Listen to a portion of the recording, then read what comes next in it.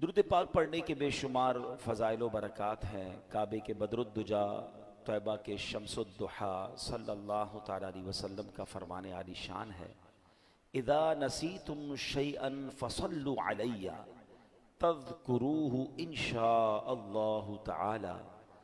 आका फरमाते, जब तुम कोई चीज़ भूल जाओ तो मुझ पर दुरूद पाक पढ़ो, इंशाअल्लाह करीम वो बात याद आ जाएगी। कमाल है दुरूद पाक भी, कितनी बरकतें हैं। यानी ऐसा लगता है कि हर प्रॉब्लम का सॉल्यूशन दुरूद पाक में। बाज़ औक़ात होता है हमें कोई बात करनी होती है, अचानक भूल जाते हैं, यार पता नहीं क्या कहना था। अच्छा, कोई चीज़ रख के भूल जाते हैं, नहीं मिल रही होती, तो दुरूद पाक की बरकत से इंशाअल्लाह वो बात भी याद आ जाएगी, वो भूली हुई चीज़ भी इंशाअल्लाह मिल जाएगी। और सुभान अल्लाह, दुरूद पाक की वो फजीलत जो मैं कोशिश करता हूँ हर जुम्मे हर बार ही बयान करूं जब जब मुझे मौका मिले, कि नबी पाक अलैहिस्सलातु वस्सलाम फरमाते हैं, जिसका मज़मून है कि जो कोई शख्स मुझ पर 200 बार दुरूद पाक पढ़े, जुमा के दिन अल्लाह करीम उसके 200 बरस के गुनाह मुआफ़ फरमा देता है। तो हमें चाहिए कि जुमा के दिन स्पेशली कसरत के साथ दुरूद पाक पढ़ते रहा करें। आइए मोहब्बत के साथ बावाज़ बुलंद दुरूद पाक पढ़ लें। सल्लू अलल हबीब सल्लल्लाहु तआला अला मुहम्मद सल्लल्लाहु अलैहि वसल्लम। हमारे जुमा के बयान में हम कोशिश करते हैं कुरान पाक की कुछ आयतों की तिलावत हो और कुरान पाक ही से मुताल्लिक़ कुछ मैसेजेस हम समझें और सीखें। आज कुरान पाक की आयत कौन सी है? आज इंशाअल्लाह हम कुरान पाक की तिलावत भी करेंगे और इंशाअल्लाह अज़्ज़ व जल उसका तर्जमा और तफसीर भी समझेंगे। पारा नंबर 11 है, सूरह यूनुस की आयत नंबर है 44। अल्लाह कुरान में इरशाद फरमाता है, बिस्मिल्लाहिर्रहमानिर्रहीम, इन्नल्लाह ला यज़लिमुन्नास शैअन वलाकिन्नन्नास अनफुसहुम यज़लिमून। तर्जमा, आसान तर्जुमा कुरान कंजुल इरफान, बेशक अल्लाह लोगों पर कोई जुल्म नहीं करता, हाँ लोग ही अपनी जानों पर जुल्म करते हैं। अब ये बड़ी कमाल की आयत है, इंशाअल्लाह इसकी तफसीर सुनेंगे। आज अल्हम्दुलिल्लाह शाबानुल मुअज़्ज़म हमारे दरमियान, रात जो हमने गुजारी वो शबे बरात, जहन्नम से छुटकारे की रात। अल्लाह करीम से दुआ है कि मौला हम सब का नाम भी बख्शे हुओं में तहरीर फरमा दे। अब गोया नामा अमाल का आज पहला दिन है, इस साल का फर्स्ट डे है और नूर अला नूर ये है कि आज जुमे का दिन भी है। आज बड़े अच्छे इरादे करने, बड़े अच्छी यूँ समझिए अपने अंदर तब्दीली लाने का दिन भी है कि पहला दिन जुमे का, और अल्लाह ने हमें रोज़े की भी सआदत हम में से बहुत सारों को बख्शी। हम अल्लाह के घर में भी बैठे हैं, तो अल्लाह करे कि आज के बाद जो ज़िंदगी है हम गुनाहों से बचकर और अल्लाह करीम के फर्मा बरदार बंदे बनकर गुजारें। अब ज़रा आयत के बारे में सुनते हैं। वन ऑफ द अमेजिंग आयत, ये झंझोड़ने वाली आयत है। क्या फरमाया? इन्नल्लाह ला यज़लिमुन्नास शैआ, बेशक अल्लाह लोगों पर कोई जुल्म नहीं करता। याद रखिए, ये रब्बे कहार और जब्बार की शान है कि वो किसी पर जुल्म नहीं फरमाता। वैसे एक मज़े की बात गौर की जाए तो अल्लाह की तरफ से किसी पर जुल्म हो भी नहीं सकता। मिसाल के तौर पे अगर किसी के पास कोई गाड़ी है, कोई मोटरसाइकिल है, या घर का कोई सामान है जिसका वो खुद मालिक है और उस सामान को वो तोड़ दे, हैं, वो जला दे, तो क्या उसने जुल्म किया? उसकी चीज थी, वो उसने कर दिया, मालिक भी वही था ना। तो समझाने के लिए कह रहा हूं, पूरी दुनिया का खालिक और मालिक कौन है? जर्रा जर्रा अल्लाह का है ना। उसकी मर्जी, वो जिस चीज के साथ जो भी करे वो भी तो जुल्म नहीं है ना। उसका जब मालिक ही वही है, उसका खालिक वही है, उसका यूं समझिए सब कुछ उसी का है, तो भाई जिसका सब कुछ हो उसकी मर्जी, वो जो चाहे करे, वो जुल्म कहां से हो गया? मगर सुबहान अल्लाह, उसकी शान करीमी देखें कि उसने सुबहान अल्लाह अपनी ज़ात पर, अपनी रहमत पर यह मुकर्रर फरमा लिया कि किसी भी शख्स को बेकसूर सज़ा नहीं दी जाएगी। लेकिन एक बात याद रखिए, हदीस पाक में आता है, अगर अल्लाह पाक अव्वलीन और आखरीन सब लोगों को जहन्नम में डाल दे तब भी ये जुल्म नहीं है। वो खालिक है ना। लेकिन उसने अपनी रहमत के जिम्मे पर क्या लिया कि किसी भी शख्स को बेकसूर सज़ा नहीं दी जाएगी। अल्लाह कुरान में फरमाता, इन्नल्लाह ला यज़लिमुन्नास शैआ, बेशक अल्लाह लोगों पर कोई जुल्म नहीं करता। यानी अल्लाह पाक किसी भी शख्स को बेकसूर सजा नहीं देता, वो तो इंतहाई मेहरबान रहम वाला है, वो हमेशा अपने बंदों पर अताएं ही फरमाता है। देखे ना, कल शब बारात गुजारी है, हमने क्या सुना कि कबीला बनी कल्ब की बकरियों के बालों की तादाद के मुताबिक अल्लाह पाक लोगों को जहन्नम से आज़ाद फरमाता है। रमज़ान आता है, रोज़ाना इफ्तार के वक्त 10 लाख गुनाहगारों को जहन्नम से आज़ाद फरमाता है। शब कदर आती है, एक रात 1000 महीनों से बेहतर रात है। चांद रात ईद की आती है, जिसे लैलतुल जायज़ा कहते हैं। फरमाया पूरे रमज़ान में जितने बख्शे अल्लाह उस अवाम की तादाद के मुताबिक एक रात में बख्शिश फरमा देता है। इसका मतलब ये बार बार क्यों हो रहा है? जुमे का दिन आता है, हर जुमा एक नेकी 70 नेकियों के बराबर हो जाती है। जुमे के दिन हर घड़ी बख्शिश के परवाने तकसीम किए जाते हैं। वो तो रहमान है, वो तो रहीम है, वो चाहता है हम बख्शे जाएं। अब ये बंदा है जो उस बख्शिश के रास्ते को छोड़कर, उस रहमत के रास्ते को छोड़कर खुद अपने ऊपर मुसीबत डाल देता है। वो तो रहमान हम पर रहमत फरमाना चाहता है। अब सवाल ये पैदा होता है कि अगर अल्लाह पाक रहम ही फरमाता है, करम फरमाता है, तो फिर ये दुख, परेशानियां, तकलीफें जो आती हैं, पिछली उम्मतों पर अजाब भी आए, फिर ये सब कैसे? तो अगला जुज़ इस आयत का क्या पढ़ा हमने? वलाकिन्नन्नास अनफुसहुम यज़लिमून। हाँ, लोग ही अपनी जानों पर जुल्म करते हैं। वॉट एवर जो हम पर आता है ना, वो एक्चुअली हमारी वजह से आता है। हम खुद अपने ऊपर ये आफतें ला रहे होते हैं। अल्लाह अकबर, ये बंदों के आमाल का बदला हुआ करता है। बंदे कुफ्र करते हैं, शिर्क करते हैं, अल्लाह की नाफरमानियां करते हैं, जो अहकाम दिए जाते हैं उसका उलट करते हैं, तब उन्हें आमाल का बदला दिया जाता है। ये अपने हाथों की कमाई है। कहते हैं जैसी करनी वैसी भरनी। काश ये बात हमें समझ आ जाए। अल्लाह पाक के नबी हैं हज़रत मूसा अलैहिस्सलाम। अब जरा सुनिएगा ये वाक़या। ये जो हम पर प्रॉब्लम्स आ रही होती ना, वो कहते हैं ना, अंग्रेजी का एक बड़ा कमाल का जुमला है, what goes around comes around. आप जो कर रहे होते हैं ना, उसका बदला आ रहा होता है। अच्छा कर रहे होते हैं, कहीं ना कहीं से आपके साथ अच्छा हो रहा होता है। बंदा कहता है कमाल है यार, ये मेरा काम कैसे अच्छा हो गया, ये मुझे यार कहते कैसे फायदा हो गया, ये बंदा यूं मुझ पर मेहरबान कैसे हो गया।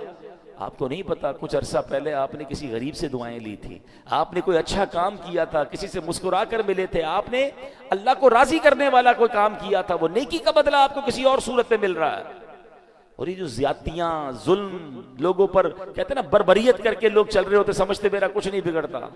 कभी उनको उसकी जो सजा मिलती है ना, कभी वो बच्चों में देखते हैं, कभी बीमारी में देखते हैं, कभी जनाब उनके साथ जब कुछ होता है तो बंदा कहता है मैंने क्या किया।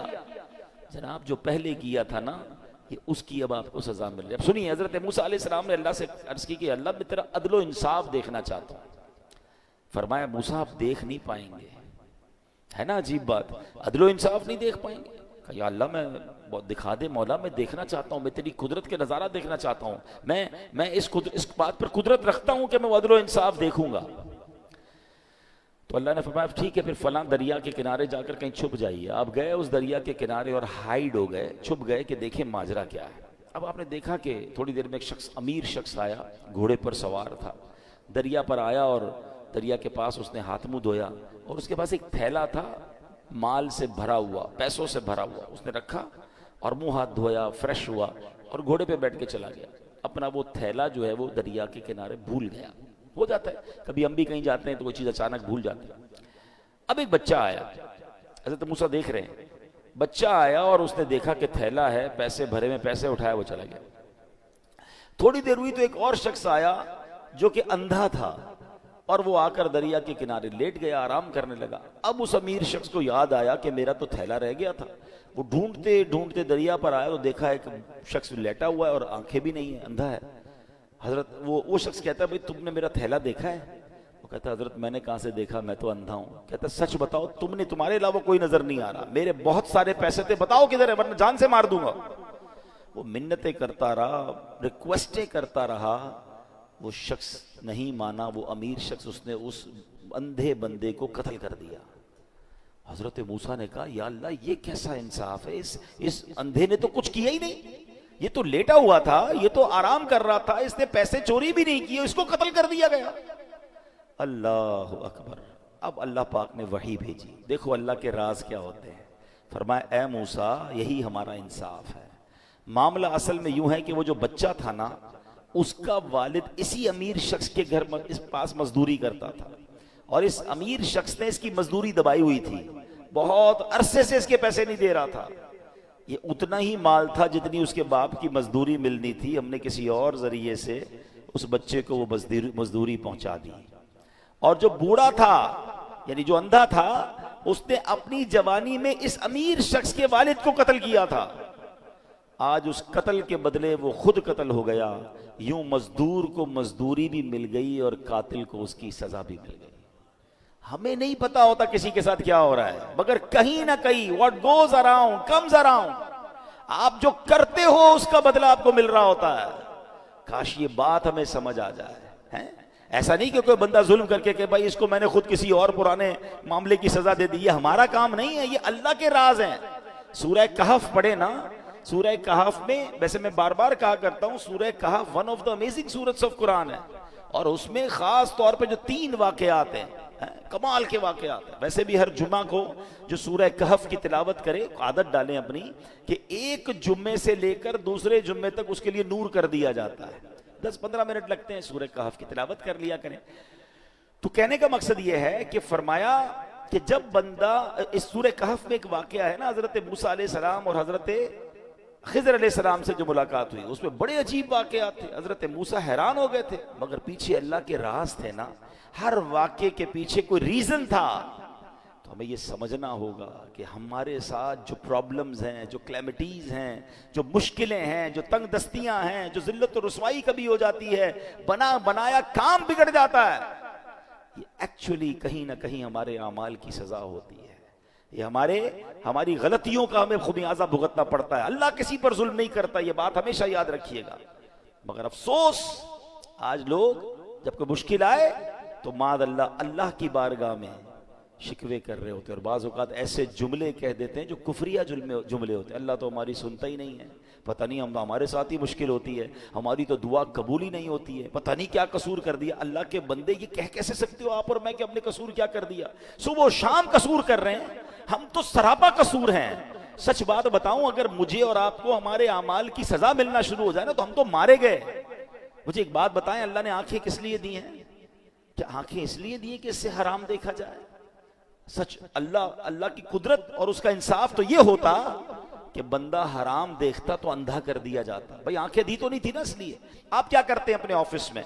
आपने किसी ऑफिस के बॉय को मोटरसाइकिल दी, या सफर के लिए गाड़ी दी, या मोबाइल फोन दिया कि बेटा ये काम है, तुम इस चीज से ये काम करना, और आपको थोड़े दिनों बाद पता चले कि जो मैंने फैसिलिटी दी है वो उस काम को तो कर ही नहीं रहा, मेरी फैसिलिटी को यूज कर रहा है मगर मेरा काम तो कर नहीं रहा। आप क्या कहेंगे? भाई गाड़ी वापस दो, मोटरसाइकिल वापस, जब तो वो काम ही नहीं कर रहे मैं जिस चीज के लिए मैंने तुम्हें दी, तो फिर किस बात की तुम्हें ये सब फैसिलिटी दूं? अल्लाह ने आंखें हराम देखने के लिए नहीं दी थी। आंखें हराम देखती वो वापस ले लेता ना, कान हराम सुनते तो बहरे हो जाते, हाथ जुल्म के लिए उठते तो हाथ कटकर गिर जाता, पैर हराम की तरफ जाता, अल्लाह की नाफरमानी की तरफ जाता, मैं और आप लंगड़े हो जाते। अरे वो तो सजा दे ही नहीं रहा, बहुत थोड़ी में जान छूट रही है, और अब बंदा कहता है पता नहीं क्या कसूर कर लिया। उससे पूछो भाई नमाज 5 टाइम पढ़ते हो? नहीं वो तो कभी कभी कजा हो जाती है। फिर कहते हो क्या कसूर कर लिया? मतलब हमारा तो दिन रात कसूर में है। फिर ये जुमला कैसे जबान पर आता है? शिकवा नहीं, वेन एवर कोई प्रॉब्लम आए अपने आप को रियलाइज, स्कैन करना शुरू कर दो कि क्या गलती हो गई भाई, क्या मुश्किल हो गई, मैंने ऐसा क्या कर दिया। फौरन तौबा, फौरन इस्तिगफार, फौरन अल्लाह की तरफ रुजू करें। फिर देखें इंशाअल्लाह रहमतों के दरवाजे फिर खुल जाएंगे। अल्लाह अकबर। एक बार मुसलमानों के पहले खलीफा हजरत अबू बकर सिद्दीक रदी अल्लाह तआला अन्हु ने बारगाह रिसालत में अर्ज की इसी आयत से मुताल्लिक, वमन यअमल सवाअन युज्ज़ा बिही। अल्लाह पाक कुरान में फरमाता है जो कोई बुराई करेगा उसे उसका बदला दिया जाएगा। तो हजरत अबू बकर ने कहा हुजूर जरा ये आयत के बारे में बताएं, इसका मतलब क्या है? तो नबी पाक ने फरमाया गफरल्लाहु लका या अबा बकरिन, ए अबू बकर अल्लाह पाक तेरी बख्शिश फरमाए। अलस्त तमरदू अलस्त तनसिबू अलस्त तहजनू अलस्त तुसीबुकल लावाउ। फरमाया ए अबू बकर क्या लोग बीमार नहीं होते? क्या इन्हें रंज नहीं पहुंचता? क्या वो गमगीन नहीं होते? क्या परेशानियां नहीं आती? अर्ज किया क्यों नहीं, ये तो सब कुछ होता है। फरमाया फहुआ मा तुजज़ौन बिही, बस ये उनके अमाल ही का तो बदला है। हैं ये जो बीमारी आई, टेंशन आई, गम आया, खौफ आया, काश हम ये बात समझ जाएं। मेरे प्यारे इस्लामी भाइयों, अब ज़रा एक बड़ी कमाल की हदीस है। जुमा का खुतबा आज भी आप सुनेंगे, तकरीबन हर जुमा के खुतबे में ये हदीस हम सुनते हैं। बस अल्लाह करे हम समझने वाले बने, मैसेज लेने वाले बने। क्या हदीस पाक है? नबी पाक अलैहिस्सलाम फरमाते हैं, अल बिर्रु ला यबला, नेकी कभी पुरानी नहीं होती, व ज़म्बु ला युनसा, गुनाह भुलाया नहीं जाता, व दय्यानु ला यमूत, और बदला देने वाली जात, यानी जिसने डिसीजन करना है, जिसने अमाल का फैसला करना है, उसे मौत नहीं आती। मैं और आप नेकी करके भूल जाते हैं मगर नेकी बाकी रहती है।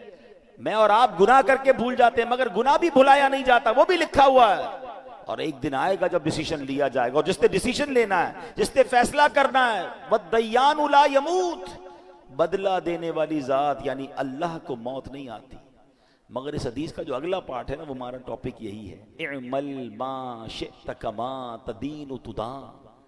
अल्लाह के नबी फरमाते हैं, जैसा करोगे, जो चाहो करो, इअमल मा शिअत, जो दिल चाहता करो, कमा तदीनु तुदान, फिर जैसी करोगे ना वैसा ही इसका अजर पाओगे, वैसा ही उसका बदला मिलना। टिट फॉर टैट है ना, जैसी करनी वैसी भरनी।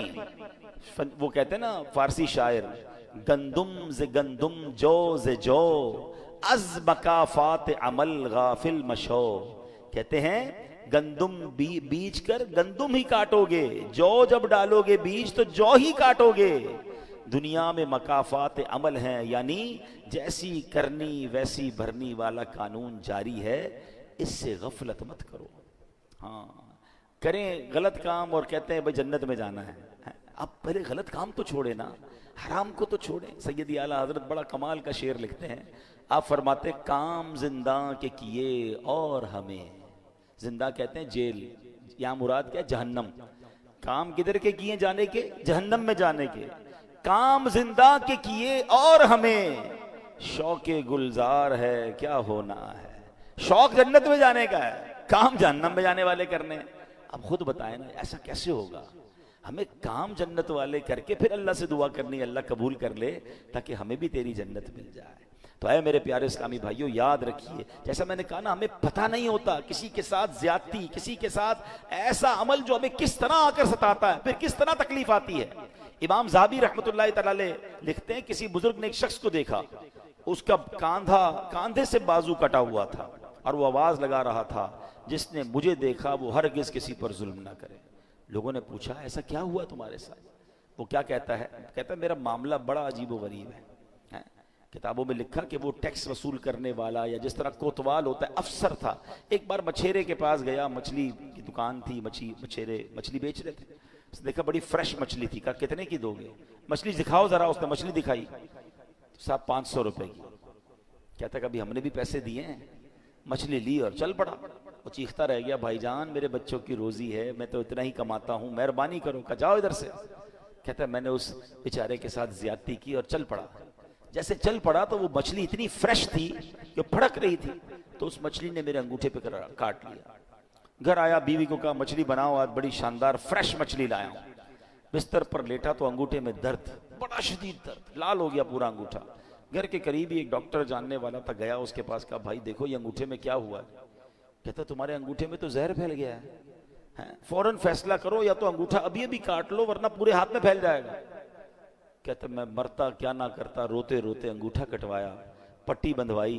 घर आया तो बीवी ने कहा मछली का नहीं खानी मुझे मछली, मेरा अंगूठा ही कट गया। थोड़ी देर हुई तो पूरा हाथ में दर्द, पूरी हथेली लाल, सूजने लग गई। फिर गया डॉक्टर के पास, तुमने तो कहा था अंगूठा कटवाओ हाथ बच जाएगा, ये क्या हुआ? कहता देर हो गई थी, हाथ में जहर फैल गया है, जल्दी फैसला करो वरना ये हथेली भी कट जाएगी, ये पूरे हाथ में फैल जाएगा, हथेली काटो। कहता मैंने हथेली कटवाई। थोड़ी देर हुई, रात को सोया तो पूरे बाजू में दर्द, पूरा बाजू लाल, तकलीफ से चीखे मारने लगा। फिर गया डॉक्टर के पास, डॉक्टर ने कहा अब तो पूरा हाथ जो है वो तुम्हारा सूज गया है, जिस्म पूरा कटना पड़ेगा, अब जल्दी फैसला करो, हाथ काटो। उसका एक दोस्त भी था, वो दोस्त कहता है यार ये बताओ तुम्हारे साथ कोई आज नया मामला तो नहीं हुआ, कोई यूनिक बात, कोई हट के कोई काम किया है तुमने? कहते हाँ, आज मैंने एक मछेरे का हक दबाया है। वो गरीब चीखता रह गया, मैं उसकी मछली लेकर आ गया।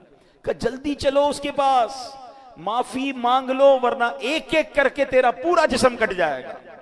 वो दोनों दोस्त रात मछेरों की बस्ती में गए, पट्टियां बंधी हुई, तकलीफ से चीख रहा है, और मछेरे की बस्ती में जाकर एक एक घर पर, एक एक झोंकड़ी पर ढूंढते रहे, किधर है वो मछेरा। आखिर वो मछेरा मिला। वो कहते हैं ना, गरीब का दिल भी बड़ा होता है। वो जैसे ही उसको देखा, ये कोतवाल या जो भी अफसर था उसके कदमों में गिरा, कहा भाई मुझे माफ कर, तुम्हारी एक मछली लेकर गया, आज तो पूरा हाथ ही मेरा कट गया। जब उसने उसका ये हाल देखा तो उसको माफ कर दिया। जब माफ कर दिया ना, तो उस अफसर का जो दोस्त था उसने मछेरे से पूछा कि एक बात तो बताओ, जब ये तुम्हारी मछली लेकर चला गया था, तुमने कुछ दुआ की थी, तुमने कोई अल्लाह को पुकारा था? पता है वो मछेरा क्या कहता है? वो कहता है मैंने अल्लाह की बारगाह में सिर्फ एक इल्तिजा की थी कि या अल्लाह, ये मेरा हक लेकर चला गया है, मैं इससे बदला नहीं ले सकता, मौला तूने बदला लेना है, मैं कमजोर हूं मालिक, ये मुझे दबा गया, ऐ अल्लाह आज तूने अपनी कुव्वत दिखानी है, तूने अपनी कुदरत दिखानी है। ऐ मेरे प्यारे इस्लामी भाइयों, अब बताओ, एक मछली थी, चंद 100 रुपए की थी, बंदे का एक एक करके जिस्म कटना शुरू हो गया। ये सोचना होगा मुझे और आपको। आज जो लोगों पर जुल्म करते हैं, आज जो लोगों को दबाते हैं, आज कहते हैं मेरा कोई नहीं बिगाड़ सकता, अपने मुलाजिम को बुरा भला कह रहे हैं, अपनी फैमिली को बुरा भला कह रहे हैं, जो बंदा गरीब उसको दबा देते हैं। एक बात याद रखना, मैंने कई बार अपने बयान में एक जुमला कहा है, मैंने पंजाब में एक जुमला, पंजाब गया था तो एक जुमला सीखा था। वो कहते हैं मजबूत आदमी से न डरो, माड़े आदमी से डरो।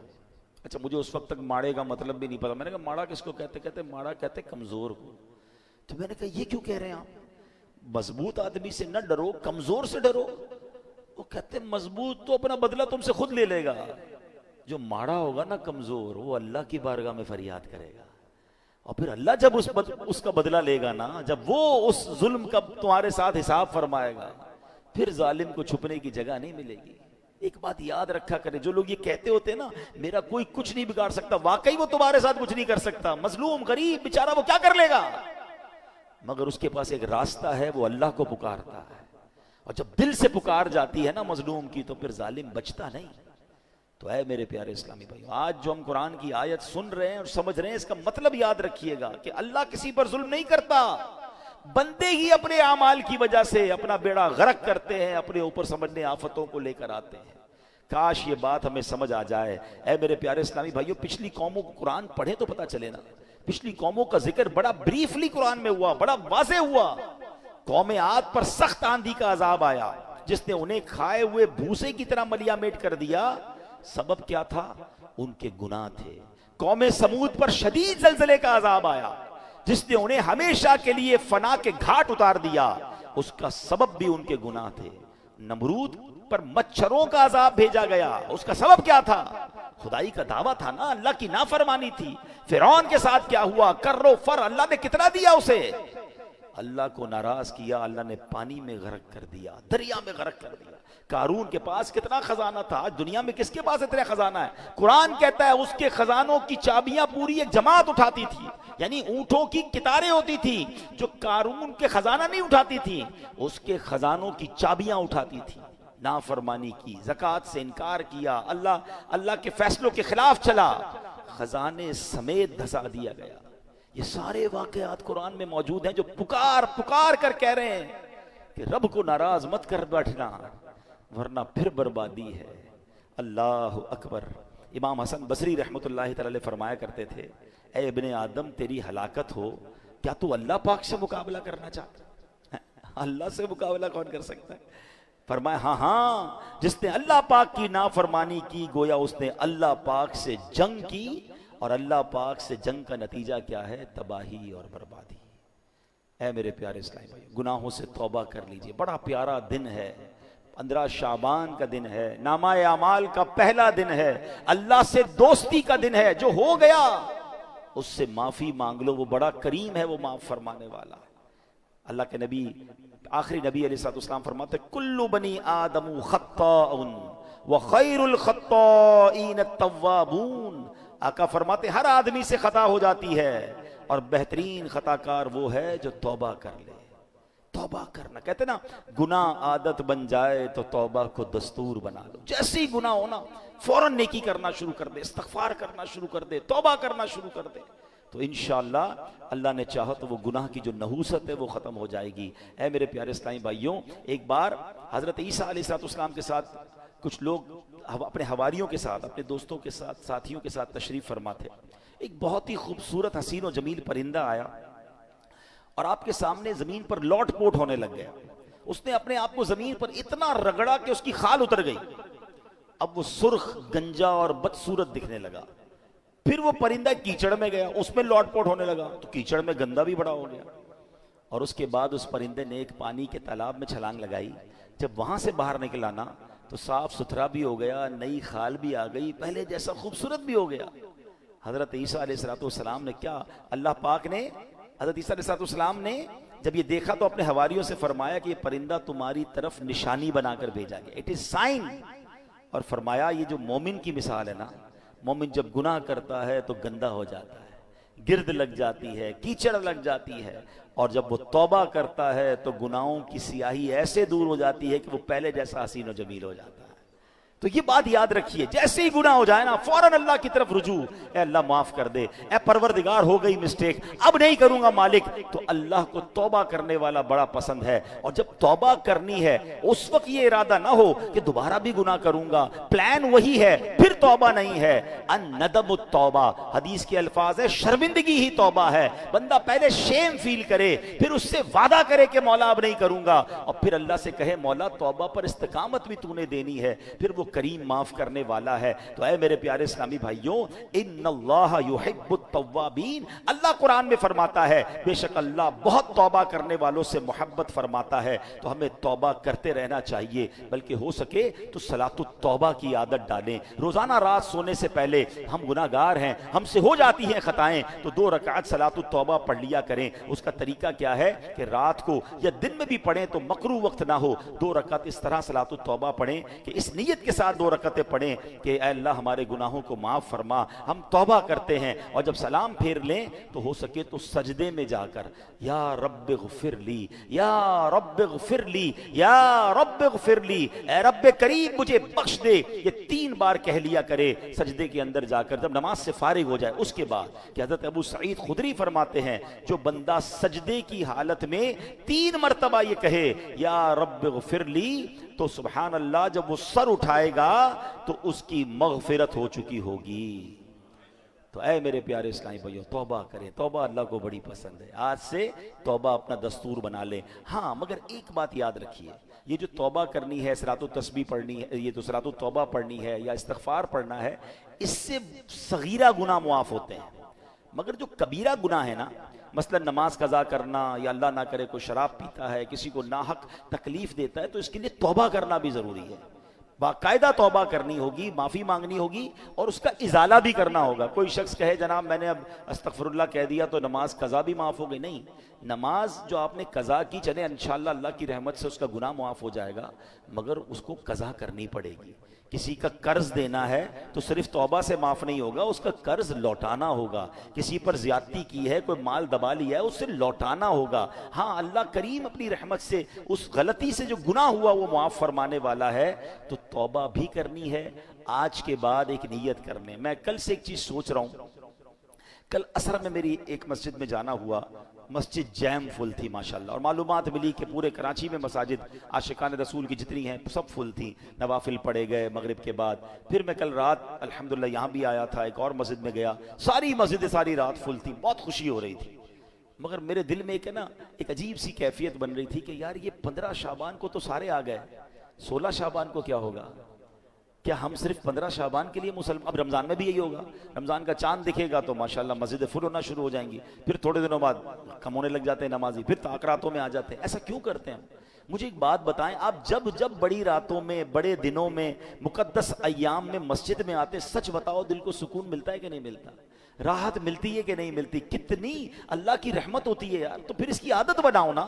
हम सिर्फ 15 शाबान 14 शाबान के लिए नमाजी क्यों बनते हैं? अब तो वैसे भी रमजान आने वाला है, अब तो वैसे ही मेरा और आपका नामा अमाल शुरू हो गया है। तो आज प्लीज वेरी फर्स्ट डे, वो कहते हैं ना न्यू ईयर रेजोल्यूशन, चले ये न्यू ईयर तो नहीं है मगर नामा अमाल का फर्स्ट डे तो है ना। Let's make a beautiful resolution कि बस आज के बाद हमारी कोई नमाज कज़ा नहीं होगी, आज के बाद हम हराम कामों से अपने आप को बचाएंगे। चले तो सही अल्लाह के रास्ते की तरफ है। इअमल मा शिअत कमा तदीन तुदान, कर ले जो करना है, जैसी करेगा वैसी भरेगा। सुनी ना हदीस। तो अब इंशाल्लाह जन्नत में जाने वाले काम करें ना। अगर किसी से ज्यादती कर बैठे तो माफी मांग लें, गलती हो गई है तो तौबा कर लें। मेरा रब बड़ा करीम है, वो माफ करने वाला है। अल्लाह करीम मुझे और आपको अपनी जिंदगी में आज से बेहतरीन बदलाव लाने की तौफीक अता फरमाए। आमीन बिजाहिन नबी अमीन।